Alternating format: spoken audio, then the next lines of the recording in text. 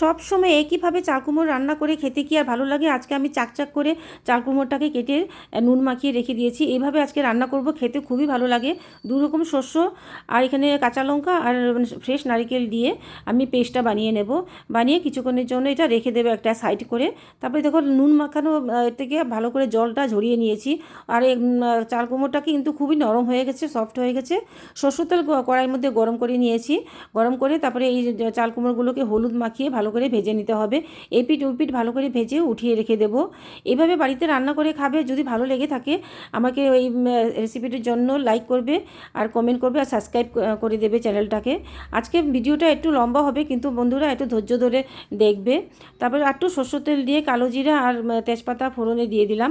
তারপরে ওই যে বেটে রাখা মশলাটা দিয়ে খুব ভালো করে নাড়াচাড়া করে ভেজে নিতে হবে। সামান্য একটু ভাজবে, শস্য বেশি ভাজতে হয় না। তারপরে দিয়ে দেবো এখানে আমি জার ধুয়ে জল আর একটু ফ্রেশ জল দিয়ে দিলাম। দিয়ে জলটা যখন ফুটে যাবে তখন আমি এটার মধ্যে দিয়ে দেবো ভেজে রাখা চাল কুমড়োগুলো। খুব ভালো করে চাল কুমড়োটা একটু সামনে একটু সিদ্ধ করে নিতে হবে। সিদ্ধ করে নিয়ে দেখো সেদ্ধ হয়ে গেছে। তারপরে ধনেপাতা আর অল্প চিনি ছিটিয়ে পরিবেশন করবে, নামিয়ে ফেলবে। যদি ভালো লেগে থাকে অবশ্যই শেয়ার করে দেবে বন্ধুদের সাথে।